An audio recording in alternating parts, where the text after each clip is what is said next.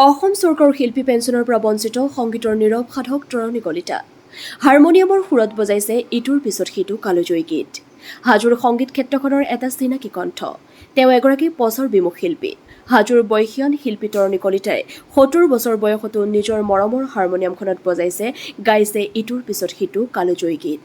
কেৱল গীত গোৱাই নহয়, হাজোৰ বহু ভালেমান ছাত্ৰ ছাত্ৰীয়ে সংগীতৰ আদিপাঠ গ্ৰহণ কৰিছে তৰণী কলিতাৰ পৰা। তেখেতৰ পৰা সংগীতৰ আনুষ্ঠানিক শিক্ষা গ্ৰহণ কৰি পুত্ৰ ৰূপম কলিতাই সংগীত ক্ষেত্ৰখনত প্ৰতিষ্ঠা লাভ কৰিবলৈ সক্ষম হৈছে। বিষ্ণুপ্ৰসাদ ৰাভা দিৱসৰ প্ৰাক্ষণত আমাৰ সাংবাদিকৰ কেমেৰাৰ সন্মুখত তৰণী কলিতা আৰু তেখেতৰ পুত্ৰ ৰূপম কলিতাই গালে ৰাভাদেৱৰ কেইবাটাও কালজয়ী গীত। সংগীতৰ নীৰৱ সাধক তৰণী কলিতাই অসম চৰকাৰে আগবঢ়োৱা শিল্পী পেঞ্চনৰ বাবে আবেদন জনাইছে যদিও শিল্পীৰ সন্মান লাভৰ পৰা বঞ্চিত হৈ আছে, কাৰণ তেখেত পচাৰ বিমুখ। কাৰোৰে প্ৰতি একো ক্ষোভ নাৰাখি তেখেতে গাই গৈছে ইটোৰ পিছত সিটো কালজয়ী গীত। হাজোৰ পৰা কমলাকান্ত দাসৰ ৰিপৰ্ট, AIN লাইভ। যিহেতু কাইলৈ বিষ্ণুপ্ৰসাদ ৰাভা দিৱস, এই প্ৰাক্তনত আপুনি আজি আমাক কেইবাটাও গীত গাই শুনালে, কি ক'ব? হয়, বিষ্ণু ৰাভা আমাৰ তেখেতৰ আদৰ্শ, তেওঁৰ যিবিলাক অৱদান অসমত, সেই হিচাপে তেখেতক আমি জীয়াই ৰাখিব লাগে। সেইবাবে তেখেতৰ গীতবোৰ মই সদায় ৰিয়াজ কৰি থাকোঁ আৰু বৰ্তমান নৱপ্ৰজন্মৰ যিবিলাক ল'ৰা ছোৱালী আছে তেওঁলোকে মোক শিকিবলৈ পৰাপক্ষত মই শিকাই দিওঁ। বিষ্ণুপ্ৰসাদ ৰাভা হওক বা ভূপেন্দ্ৰ সংগীত হওক, সকলোৱে যেন নতুন প্ৰজন্মই আকৌ শিকিবলৈ যত্ন কৰিছে, আপুনিও শিকাই আছে, কি ক'ব? আমাৰ ভাল বতৰা এটা। আমি এতিয়া বৰ্তমান যিবিলাক নৱপ্ৰজন্মৰ ল'ৰা ছোৱালী আছে তেখেতসকলে শংকৰদেৱ হওক, বিষ্ণু ৰাভা হওক, ডক্টৰ ভূপেন হাজৰিকাদেৱ হওক, তেখেতসকলে বিশেষকৈ বেছি নাভাবে। মানে বৰ্তমান যিটো আমাৰ যান্ত্ৰিক যুগ না, ইয়াতে তাৰমানে কিছুমান ইলেক্ট্ৰনিক্স মাধ্যমত তেওঁলোকে বস্তুবিলাক কৰে, কিন্তু আমাৰ যিবিলাক নিজা সংস্কৃতি অসমীয়া, এতিয়া বিষ্ণু ৰাভা হওক, জুবিন গাৰ্গৰ কথাই কওঁ, তেখেতে শিল্পী কেনেকৈ হ'ল? তেখেতে প্ৰথমতে আমাৰ নিজৰ সংস্কৃতিটো মানে আয়ত্ব কৰিছে, তাৰ পৰা তেওঁ সৃষ্টি কৰিছে। আমাৰ অসমীয়া বৰ্তমান যুৱ সমাজে এটা ভুল কৰি আছে, কি সকলোৱে জুবিন গাৰ্গ হ'ব যে কোনোবা ভূপেন হাজৰিকা হ'ব যে, সেইটো হ'ব নালাগে।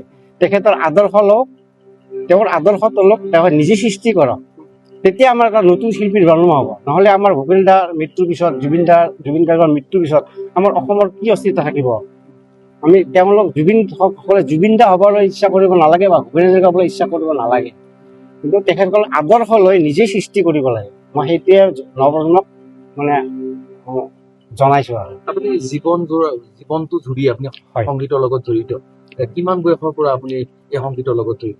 মই একদম সৰু কালৰ 12 বছৰ বয়সৰ পৰা মই সংগীতত জড়িত। সেই সময়ত তাৰমানে আমাৰ ধৰি লওক কোনো ধৰণৰ শিক্ষাৰ মাধ্যম নাছিল বা প্ৰচাৰ মাধ্যম তেনেকুৱা নাছিল। আনকি মই যিটো সময়ত শিকাৰ সময় আছিল, সেই সময়ত কোনো ধৰণৰ শিক্ষাগুৰুৰ অভাৱ আছিল বা হাৰমনিয়ামো মই বজাব নাপাইছিলোঁ, মই ক'ৰবাত যাই শিকিছিলোঁ। তেনেকুৱা পৰিৱেশতো মই এই বস্তুটো জীয়াই ৰাখিবলৈ চেষ্টা কৰিছোঁ, আজিলৈ ধৰি ৰাখিছোঁ। আৰু দ্বিতীয় কথা হ'ল কি, চেষ্টাটো লাগিব, সাধনা লাগিব। আনক চাই একো কৰিব নালাগে, সদায় নিজে চেষ্টা কৰিব লাগে। অহা কাইলৈ আপোনাৰ বিষ্ণুপ্ৰসাদ ৰাভা দিৱস, আপুনি দুই পিতা পুত্ৰ মিলি কেনে বিষ্ণুপ্ৰসাদ ৰাভাৰ সংগীতৰ অনুশীলন কৰিছে। অনুশীলন কৰিছোঁ, তাৰপিছত চৰ্চাও কৰিছোঁ।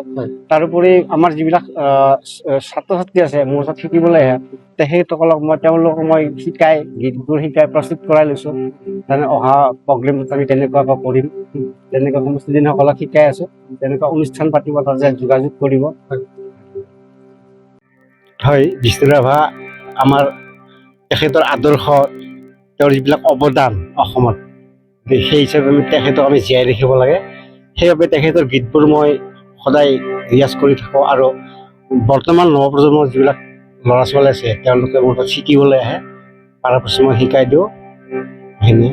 বিষ্ণুপ্ৰসাদ ৰাভা হওক বা ভূপেন্দ্ৰ সংগীত হওক, সকলোৱে যেন নতুন প্ৰজন্মই আকৌ শিকিবলৈ যত্ন কৰিছে, আপুনিও শিকাই আছে, কি ক'ব? আমাৰ ভাল বতৰা এটা। আমি এতিয়া বৰ্তমান যিবিলাক নৱপ্ৰজন্মৰ ল'ৰা ছোৱালী আছে তেখেতসকলে শংকৰদেৱ হওক, বিষ্ণু ৰাভা হওক, ডক্টৰ ভূপেন হাজৰিকাদেৱ হওক, তেখেতসকলে বিশেষকৈ বেছি নাভাবে।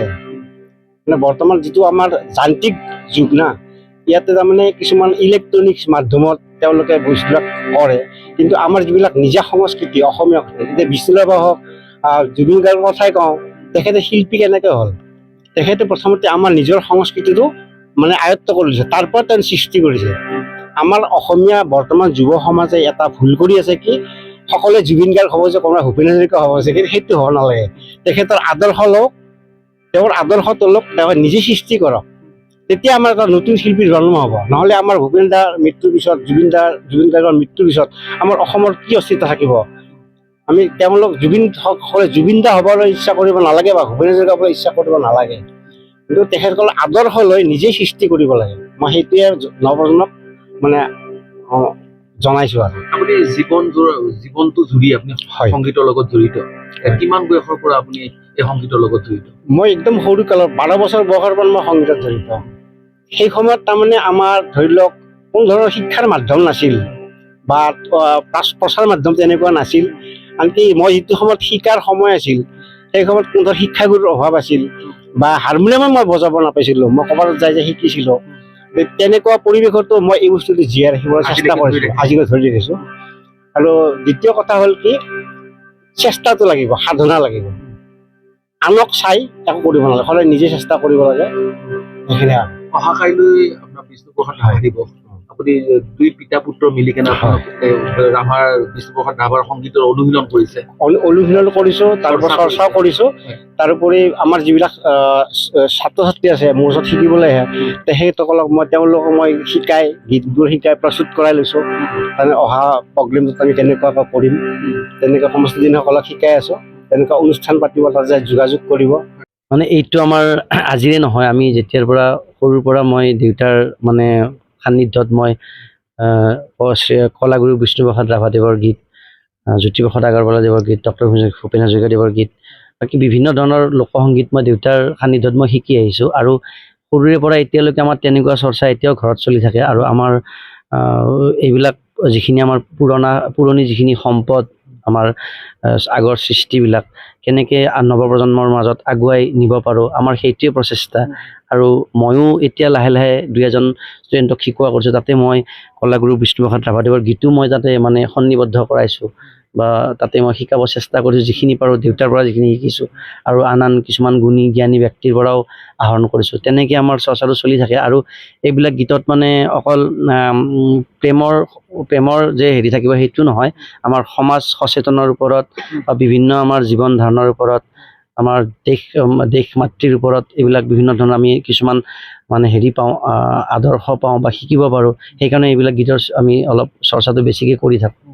আৰু নৱপ্ৰজন্মকো আমি অনুৰোধ জনাম যে এইবিলাক গীত সদায় জীয়াই থাকক, সদায় শিকিব চেষ্টা কৰক। যিকোনো খবৰ বিজ্ঞাপনৰ বাবে যোগাযোগ কৰক 7896121996।